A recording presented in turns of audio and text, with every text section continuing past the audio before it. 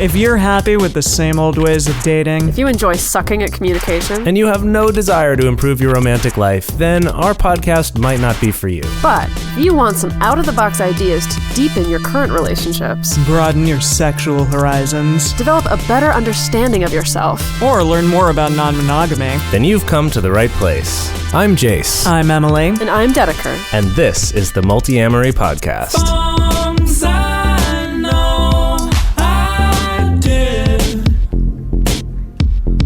forcing me to form myself to fit. On this episode of the Multiamory podcast, we're talking about consent and consent culture with Kitty Stryker. We'll be covering a lot of different topics about this, such as ways that consent affects our lives that's not just about sex. We're talking about how to create safe spaces or important spaces for people who have violated boundaries to learn from those experiences, and things about how to make asking for consent real sexy. It's a really cool conversation with Kitty Stryker about all of this. I think it's really cool that now we've had two kitties on the show. I did, And I think did we that. need a third. We need a third. Yeah. So Well, if we any have of you kitties have a coming good in and out. guest suggestion, yes. So just a little bit about Kitty. Kitty Stryker is a feminist writer, a queer activist, and a rising authority on developing a consent culture in alternative communities. She is the founder of consentculture.com, a website that's been running for over 4 years and is a hub for LGBT, kinky, poly people looking for a sex-critical approach to relationships. And her first book is called Ask, Building Consent Culture, which is an anthology, like a collection of different essays from different perspectives about consent that just came out in October. And you can pick that up. She's also doing a book tour in March about that. In the Pacific Northwest. Yeah. Yeah. This was a fantastic interview. I absolutely loved it. And I'm really excited for our listeners to listen to it. I think we really get into, some important topics beyond just the surface level of like, what is consent? How do you ask for consent? Why is it important? But kind of Right. getting more into those gradations and into the more tricky scenarios that I think is really valuable. Yeah, what a cool lady. Yeah, I mean, Super especially awesome. right now with all this kind of surface level talk about consent in the media, it is nice to have an opportunity to really get down into the kind of nitty gritty of it. And so with that, let's get to the interview. All right, so we are here with Kitty Stryker. Thank you so much for being with us today, Kitty. Welcome, Yeah, Kitty. thanks for having me. So your book introduces us to the concept of a consent culture, is what you call it, rather than focusing on consent itself, as a standalone concept. And I think so many of us are used to thinking of consent as something that's strictly associated with sexual interaction, but I'm curious to know, how does the bigger context of consent, or the bigger context of a lack of consent, affect our daily lives outside of the bedroom? Well, I mean, I think it's almost impossible for us to identify every way that consent impacts us in our day-to-day interactions. Thinking about when we're in line at the grocery store and someone starts a conversation, and how you respond to that is a consent dance of whether or not you want to interact. Hugging a stranger that you've just met at a party is a consent conversation, even if that conversation is just through body language. So, I mean, I think that there's these little ways in which it impacts in a very personal way. And then you have to think, or I think you have to think further about things like, dealing with the medical industry or dealing with the prison industrial complex, and the ways in which people are allowed or not allowed to have autonomy over their bodies, over the decisions that they make, and why. Like, when is it that we decide that they do get to have autonomy, and when do we decide that they don't? Yeah, I think that's such an interesting question. I mean, obviously, a lot of people lately have been writing about this subject. There's been a lot of talk online about it and in in-person discussion groups and all of that. And it is, I think you really touched on an interesting part of it there, which is that the idea that consent can be a little bit like a dance, where it depends on the social situation. Like when I go to see my doctor, does he or she need to ask for my consent to touch me to do a physical examination, something like that. It's like, or is that implicit in that, right in that situation already? And then obviously it comes up a lot of times with the ways that we raise our kids and stuff like that. Like, how much autonomy is a kid allowed to have over what they do versus what do they just have to do because their parents say so. I do think that's such an interesting conversation around all of that. Well, and I think also, I mean, what about consent as it relates to your doctor giving you advice that you may not have asked for, or about something Interesting. that you didn't ask for advice around? I mean, as a fat activist, that's something that I deal with all the time. Yeah. Where I have doctors who volunteer advice that I did not request. And as somebody who has dealt with eating disorders my whole life, that can actually be really traumatic. So it's been very important for me to establish my lack of consent very clearly and explicitly, so that there's that sense of like, you may choose to keep going, but I'm making it very clear that that is not wanted, and it may impact my decision on whether or not I see you again as my doctor. Yeah. And I think that like a lot of what we're talking about consent now is about physical consent and physical touch. And that's an important aspect of it, absolutely. But it's a piece of the puzzle. And usually that piece has happened after a bunch of other pieces have already been assumed or negotiated, whether well or badly, that are nonverbal and aren't physical touch at all. Little things like, is someone leaning into the conversation, or are they leaning away? Are they looking around like they're trying to escape? You know, like those are indications of a lack of consent that we aren't really taught to think about or pay attention to. Wow. Yeah. Yeah. No, that's so interesting. I mean, to talk about it within a medical context, Emmett, reminds me of your doctor kind of offering advice about you having children. Yeah, I was just going to say that. Just a doctor especially. Very common. Yeah, when a woman reaches a certain age, even like I'm turning 30 next year, and saying, oh, well, you should start thinking about having children because once you reach 35, it becomes a geriatric pregnancy. Whoa. And they call it that. That's the medical term for it, is a geriatric pregnancy. Great. When you get over 35, and like, oh, well, you know, we'll start thinking about you having kids after that time. It just as though like, that's obviously something that I would want to do simply because I'm a certain age. Can we call it a geriatric erection also if it's after the age of 35? Let's fucking absolutely do that.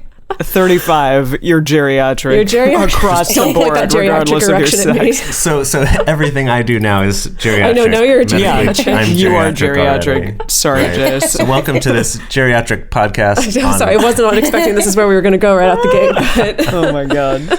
Oh man, what was it? You mentioned something there about. Oh right, I was thinking about the concept of consent for advice, kind of that unwanted advice, and it is an interesting thing where there's other factors at play there. Where it's one thing to get unsolicited advice from your parents or just from a friend, versus getting unsolicited advice from a medical professional who is supposed to be in this position of sort of power to dole out, you know, authoritative information in a way that you wouldn't expect another layperson, right? If some random person offers you advice on having children or on exercising, it's like, well, okay, whatever, who the fuck are you? I don't care.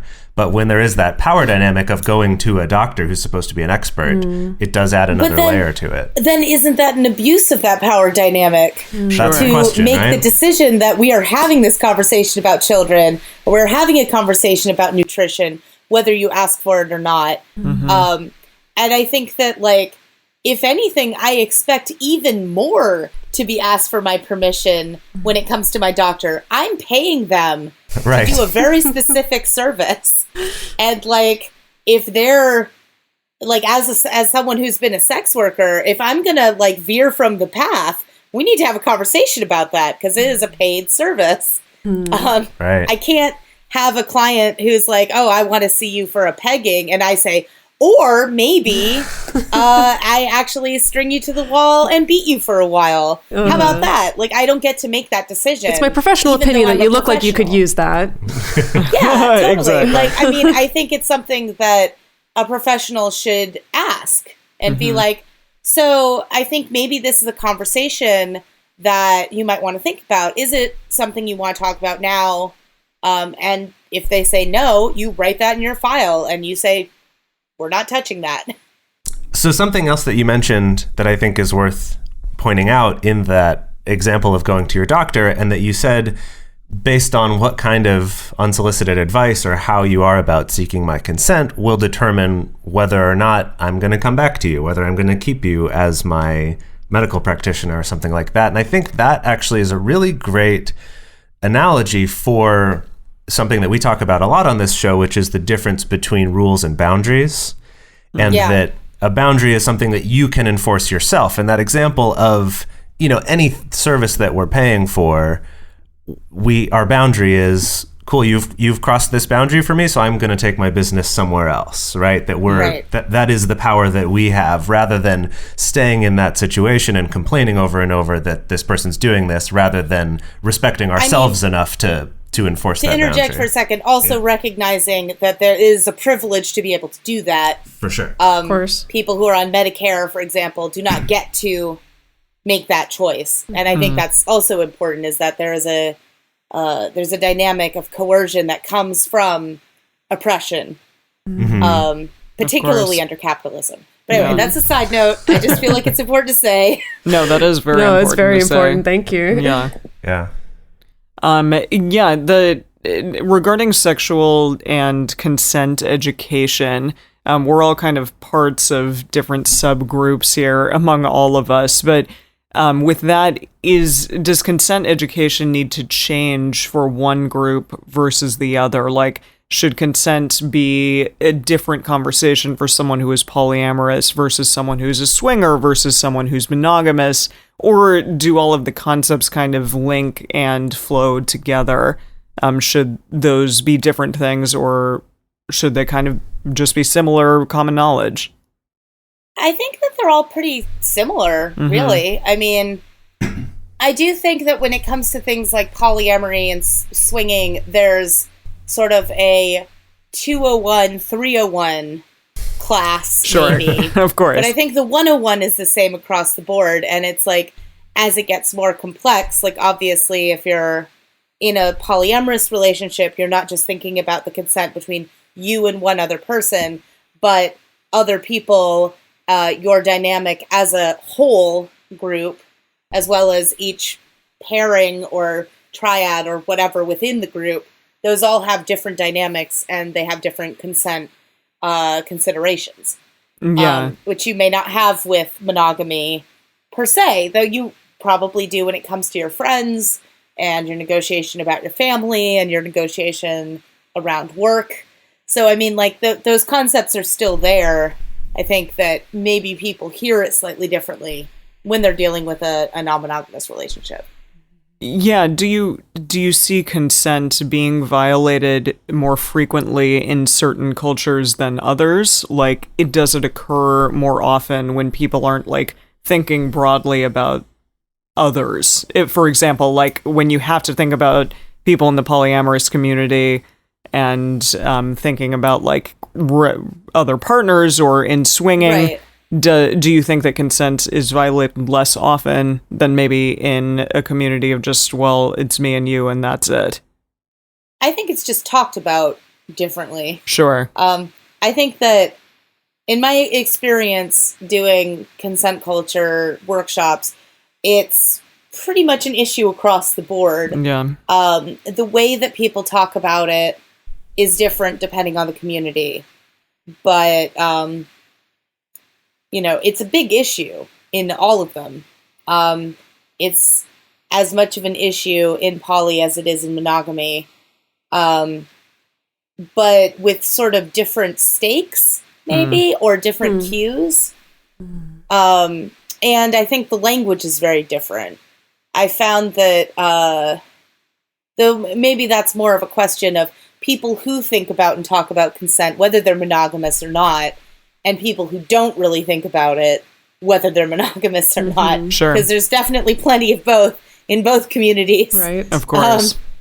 And I think that people who do think about consent, sometimes the issues that I've had in those communities have been more insidious in that they're better at covering up their consent violations because they have the Interesting. language. Yeah. And they frame it very well so that a consent violation doesn't look like or sound like a consent violation.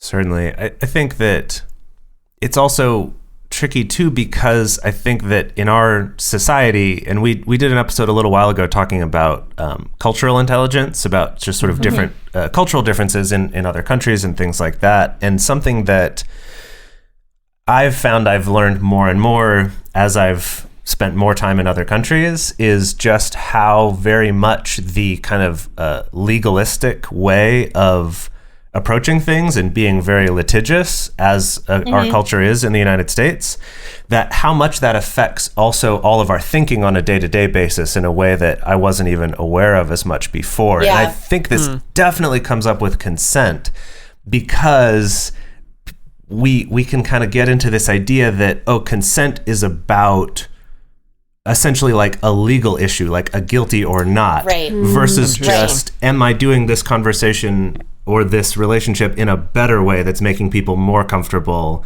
right? And we Right. tend to think about it more legalistically, and I think It's more black that's and white. kind of what you're talking about, is like by phrasing things a certain way or finding like the edge to skirt along, that you can still not be encouraging like a strong, enthusiastic, hell yes kind of consent while still feeling like, oh, but I'm not violating this line that I've drawn. Right. Right. There's lots of things that are legal to do that are not ethical or moral to do, Yeah. but they're still legal. Right. Yeah. So I think that like people get bogged down a lot in the like, oh, well, is it legal or not? Rather than like, is this a nice thing to do? Like, is this a respectful thing to do? Am I focusing on this other person's autonomy? Am I focusing on my autonomy? And I think that we would do better to think more about that stuff. Because like a really good example is like in the UK, where I lived for a while, every time you went to a sex party, everybody was drunk or on drugs. Like that was just, that was base normal. And coming from San Francisco, that was completely surreal to me. Because like we were very much like, oh no, like you don't mix these things together ever. It's so wrong.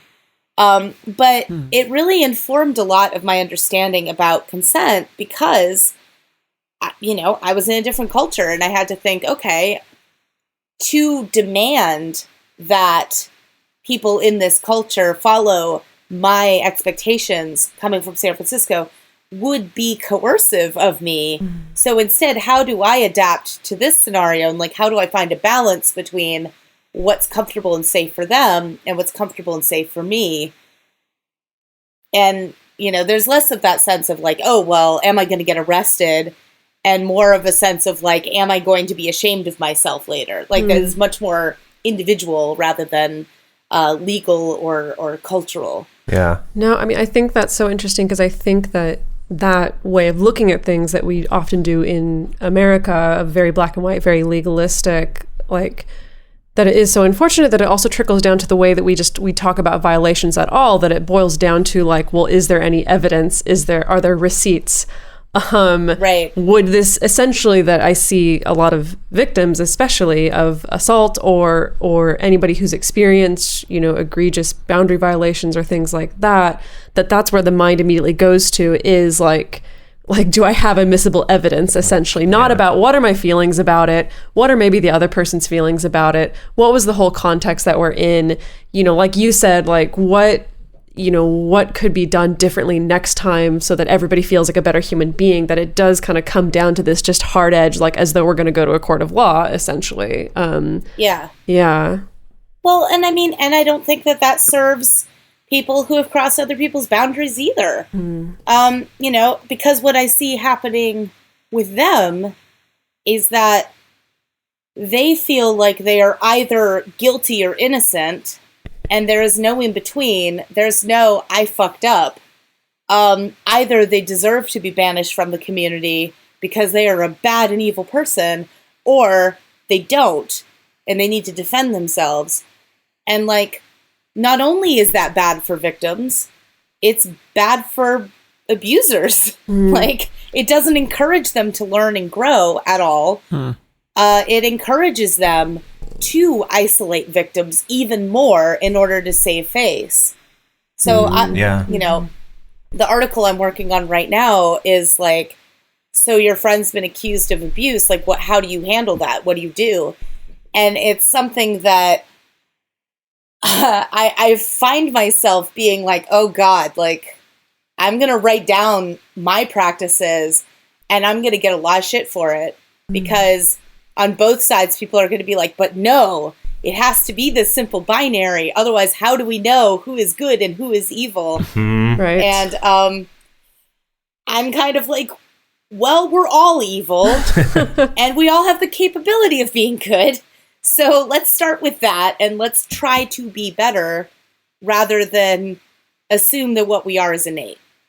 Right. Yeah. If it's okay with you guys, I kind of want to hop down to this question because it seems relevant now, which is that, you know, I noticed that you did recently write about taking on the work of creating a space for people who have been called out on boundary violations. And I do want to talk more about what that looks like, because I think obviously what we see now is we see everything that's happening on this big media outrage Weinstein scale, you know, and we see that of course there's always going to be a harsh binary that ends up getting produced there. But I'm wondering, like, what does this look like on the personal scale? Like, what does this look like on the day-to-day scale when we know somebody who's violated a boundary, when we ourselves know that we violated a boundary? Like, what is holding that space, and what do those conversations look like, do you think? I mean, I think that one of the difficulties is that it depends. It's different from person to person. There is no one-size-fits-all strategy that is going to work for every person in every circumstance. So, like, the way that I tend to phrase it is try to do the best you can with the information that you have and the resources that you have available. And what that looks like is different from person to person. I tend to encourage centering the victim and their experience and recognizing that even if you and they have different ideas of what happened, they have suffered harm, period. And that's enough. It's enough that they feel they've suffered harm. You don't need facts. You don't need, because, like, again, if you're taking away the whole idea of, like, a court of law, then the facts don't matter. What matters is the result. And as a person who cares about other people in your community, that's what you want to fix. And that's what you want to help, is like, how do I help you feel safe right now? And how do I help make sure that this thing doesn't happen again? And I think that if those are the ways in which you deal with community accountability, again, it looks different from person to person. Many victims do not want to be a part of their abuser's healing process, and I don't think they should have to be. In a lot of ways, I don't think that benefits them and can help perpetrate that power dynamic of abuser victim. But I think it's something the community should absolutely do. And I think that the community's responsibility is to say, okay, how do we help encourage you to do things better? Does that mean that we've noticed that this is a trend where you drink too much and then you cross people's boundaries? Do we then support you by not letting you drink as much? And, like, friendly but firmly sending you out of a party when it looks like that's what you're determined to do? Do we, is it a situation where when you're on your own, you become overly bold? Do we need to make sure that you're not alone for a while? I mean, I'm a big fan of making people write essays because that's the kind of person I am. And I used to run Kinky Salon London, and people who had violated a boundary there, we would have them write an essay stating what they had done that was against the rules, what they should have done instead, what they would do better next time, and how they were going to make up for their impact. Sort of how they were going to take care of their carbon footprint.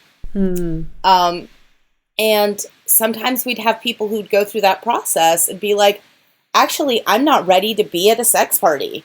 And I'm like, great, awesome. Like, I'm so glad that we could help you figure that out. Like, no problem. It's not for everybody. You might not be ready for it. Cool. You know, like, and not making that feel like, you're less evolved than us, but like, good.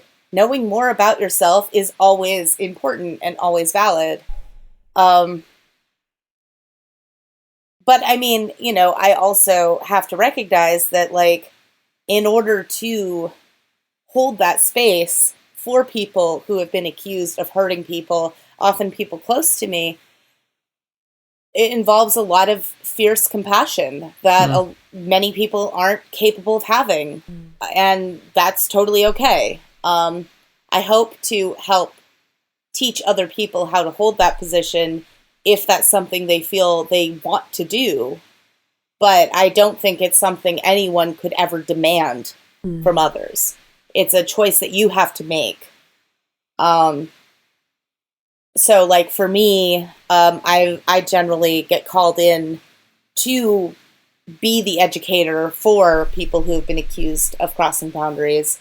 And if they are privileged, I tell them that they have to buy me a Grubhub certificate in exchange for me doing this work with them.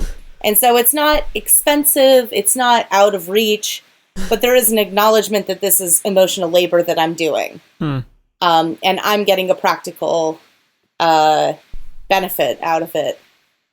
And that helps me feel like it's something I can continue to do. That's so impressive that you do that, just because so many people nowadays are like, this person's an asshole, they're done, I'm, striking them off my list of people that I ever want to be involved with.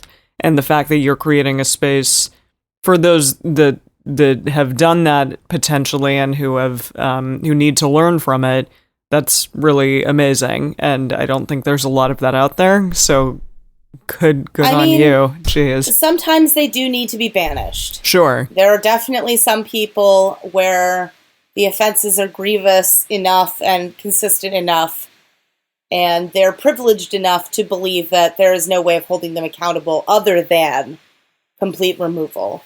But, I mean, being a part of queer community, I see this as a way for people to hurt each other, horizontally. And I want to try to help people find a way around that so that they can have that accountability and they can have that ownership, but also rehabilitate. We're not isolating people that need that community. Because I don't think that's sustainable. I usually, when I do a consent workshop, I say, hey, if I threw out everyone in this consent workshop who had violated someone's consent at some point during their life, none of us would be here, including me. We've all done it. And we've done it to different extents. We've done it in different ways. We may or may not even know that we've done it.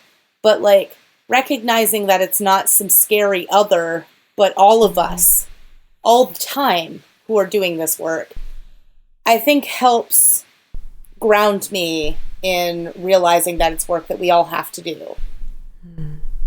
Yeah. Yeah, I think that's definitely are all conversations that I've seen come up a lot, both with us running our private Facebook group that we have, but then also with other people I know who run different in-person discussion groups of when those things come up of what do we do to try to support everyone in this, or do we just ban people, and kind of seeing the different ways that different groups have decided to do that. Yeah, and I think that it takes lots of strategies. I mean, I'm an anarchist. I believe that, multiple strategies is what works. So you might be a part of a community that doesn't follow a strategy that feels safe for you, and it's okay to leave that community or try to change that strategy. But I think that, I'm constantly seeking for a more sustainable way of talking about consent and dealing with consent violations. Mm-hmm. Yeah. All right. If it's okay for me to change directions a little bit, I wanted to ask, so have you had any experience, actually teaching consent or teaching about consent to groups who are not already into it? In other words, a lot of the conversations that I've been part of in different polyamory discussion groups and a lot of the groups that I'm involved with online already value consent. Like maybe they'll argue about what it really means or how to do it or some of these finer points. But there's like kind of everyone's going in with the assumption that this is an important thing for us to be thinking about. And I was curious if you've had any experience teaching about this to groups who haven't already bought into the idea that it's even important, because it seems to me like those are some of the most valuable conversations we could be having. But it's like, how do you get, like, I'm thinking high schoolers or kind of people that maybe don't even juggalos. I've talked a lot about consent to juggalos. That was interesting. Continues to be interesting. But I think when it comes down to it, it is important to everyone. But your entry point is different depending on who you're talking to.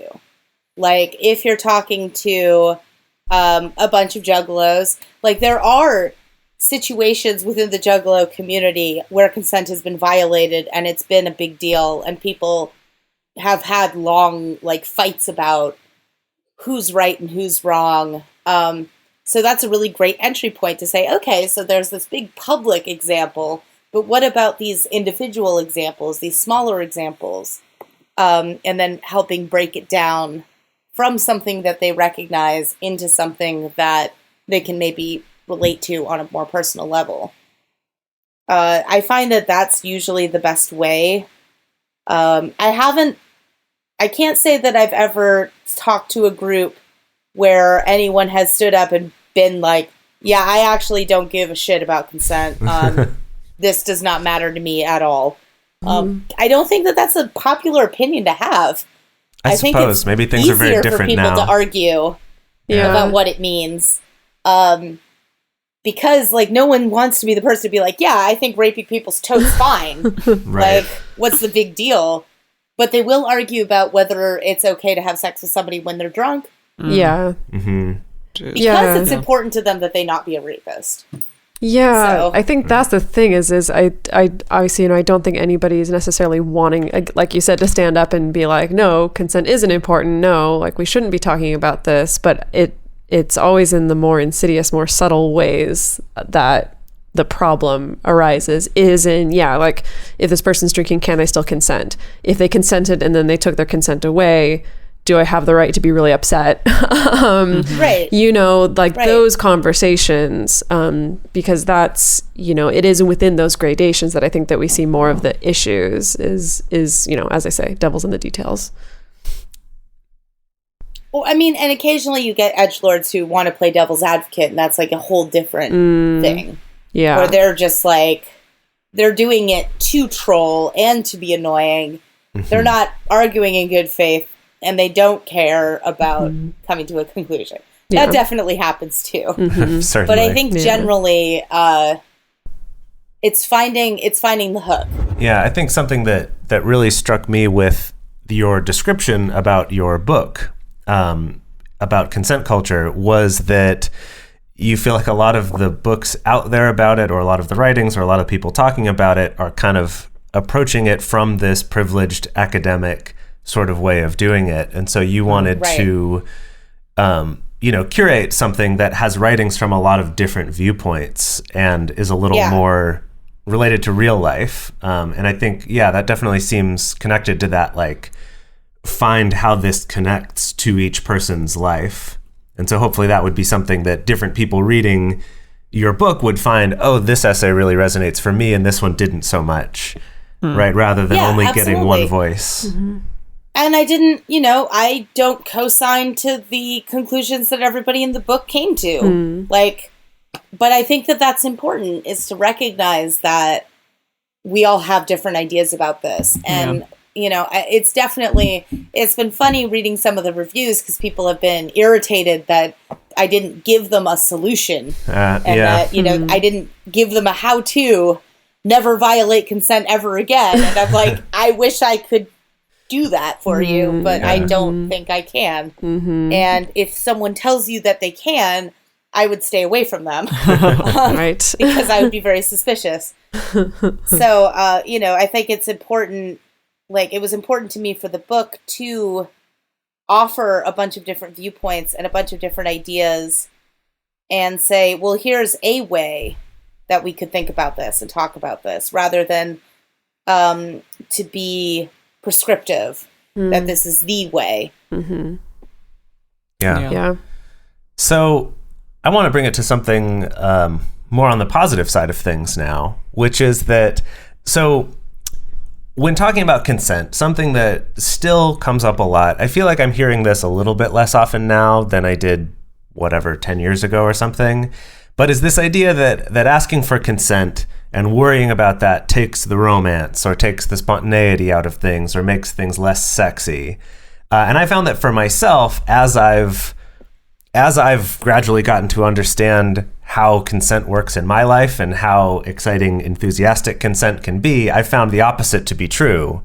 But I was wondering if you could share any examples or thoughts, either from your own experience or from other people, of how a focus on consent can actually make things be more sexy or more romantic, more fun. Like, what's the positive side of this? Well, I mean, I'm a dork about the way that I initiate sex and flirting anyway. So being very explicit and awkward about consent totally works in my favor. Like, that's kind of that's my brand, one could say. The first time I ever had sex with my partner, I asked him if he would like to have penis and vagina intercourse, for example, to be very specific. Yeah. And then I also said, and no is an acceptable answer. That's totally fine. And he laughed at me probably for a half an hour, but we did have penis and vagina intercourse, so it worked, and everyone was happy. But, like, I think that, I think especially as a sex worker, I've learned a lot of, like, encouraging someone to tell me what exactly they want me to do to them, or to tell me how something makes them feel, to ask them, how would you feel about that? And really, you can say a lot of things an octave lower and whispered in someone's ear, and it will feel sexy even if you're reading a grocery list. So, like, right. I think some of it is performance and performative, and by being excited about it yourself, that rubs off on other people. Also, as a sex worker, I would speak up for the fact that it is okay for your consent to not always be enthusiastic. That doesn't necessarily mean that it's invalid. I am of the it's sort of embarrassing to say, but, like, the kind of radical feminist idea that there is no such thing as 100% consent under a white supremacist capitalist patriarchy.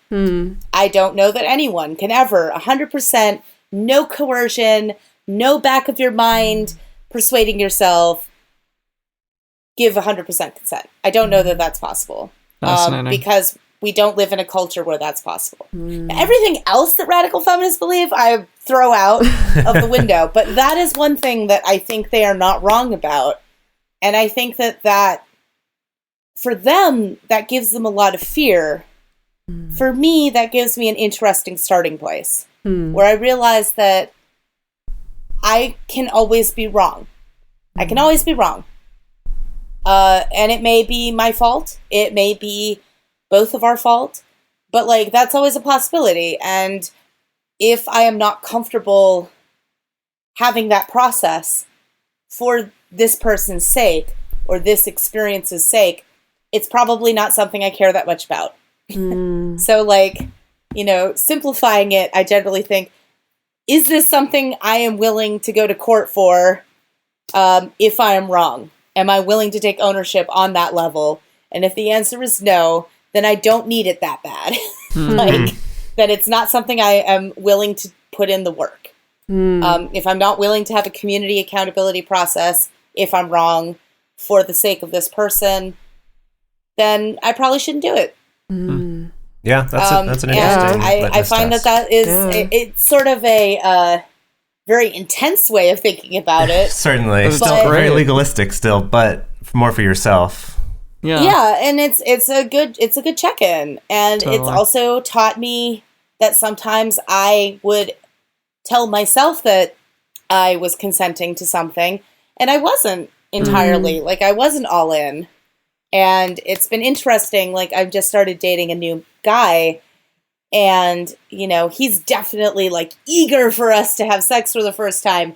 And I'm like, I'm very excited for that, too. I want us to be sober when we do it, and I want to feel in my gut that this is the thing I want to do right now. And if I have any hesitation, I'd rather wait. I'd rather neither of us feels bad later. So I'd rather know than push myself and say, well, maybe I'll feel more into it once we get started, which has been something that I've done before. Yeah, I mean, I think all of us, something we've all done. Yeah, definitely, definitely. No, I think that is so interesting to internalize this idea of I would just rather wait until there isn't hesitation there, and knowing that it maybe that doesn't mean that you're ever going to reach 100% no holds barred, no hesitations whatsoever. I just think it's interesting that, like, I think that we associate this process of, like, taking it slow with somebody or being willing to wait with somebody or being willing to say no as usually being a much more sex negative thing. That, again, it's this binary. It's kind of like either you're sex positive and that means, like, you're ready to hop into bed on a first date, no shame whatsoever, or you're sex negative and you want to string them along for 3 months or however long you're supposed to. I don't know what the rules are these days. You're, like, using it as a power dynamic. So no, I think it is so interesting to live within that middle ground, which I would think really is just a really good marker of taking care of oneself. Which is the best thing we can do anyway. And Carol Queen would argue that it is the sex positive thing to do, is to wait until you feel good about what you're doing. I think one thing that is really sad is Lisa Milbank is a feminist online. She writes a blog called Rad Trans Femme, and she's definitely a huge influence on my ideas about consent. And one of the things that she talks about is this idea that we think about sex and our feelings about sex in this dichotomy of sex negative and sex positive. But what we're missing is that oftentimes, instead of sex negative, we're talking about sex moralism, which is this very patriarchal idea of sex being bad. People who do it are bad. It is it's slutty. It's something that you just go through because you have to.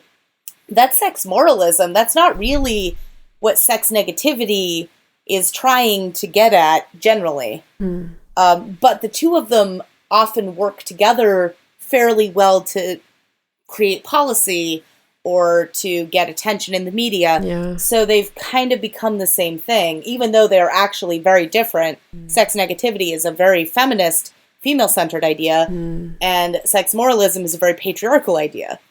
Similarly, sex positivity has its mirror, it's dark mirror side in sex as compulsory. And that's the idea of, like, oh no, it's about sexual freedom, and like you were saying about, oh, well, I have to have sex all the time, and, like, I should want to have sex all the time. That's part of the sex as compulsory, which is also something that comes about through patriarchy.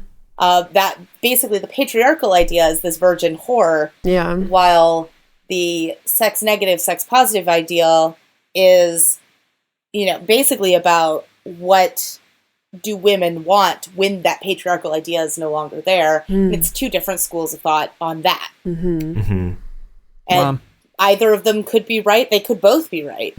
I think they're a lot more similar than either of them realize. Well, and I think they both fall into that trap of thinking that all women are the same as each other. Right. Yeah. I think there's Of also course. that maybe the sex negative ones, that is true for them, and maybe the sex positive ones, that's also true for them. That rather than thinking that... I mean, people are complicated. Right, of you know? course. That's what I like about, there was a while I was identifying as a sex negative pornographer. And it was very confusing for people. But as I started to explain, like, this is why I use this term, is I think we need to talk a lot more about why we use the term sex negative to shame people, and why that's a problem. People started to be like, oh, actually, yeah, that makes sense. So yeah, I definitely recommend Lisa Milbank's work online. It's amazing. She wrote we'll a look that up. fantastic piece called "The Ethical Prude." I think I would that rings some recommend as a bells. starting That sounds familiar, Yeah. actually. Yeah. Cool, the ethical prude. Nice. Love it.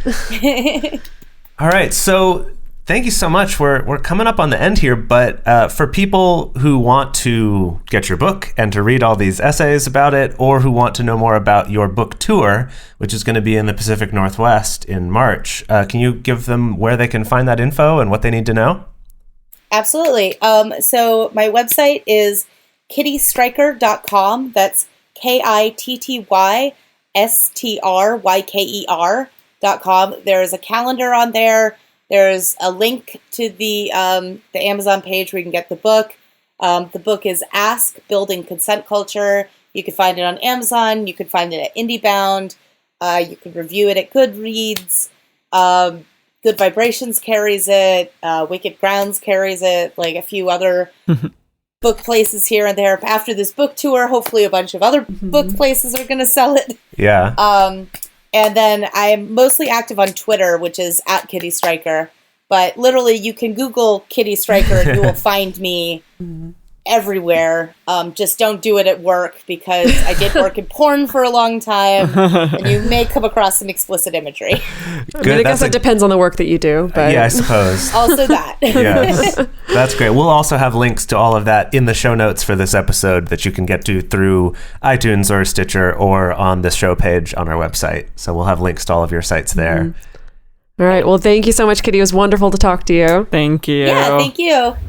If you'd like to have your question or comment played on the show, you can call 678-MULTI-05 and leave us a voicemail, or you can send us an audio message at the Multiamory Facebook page. You can email us at info@multiamory.com or send us a message on Twitter, Facebook, or Instagram.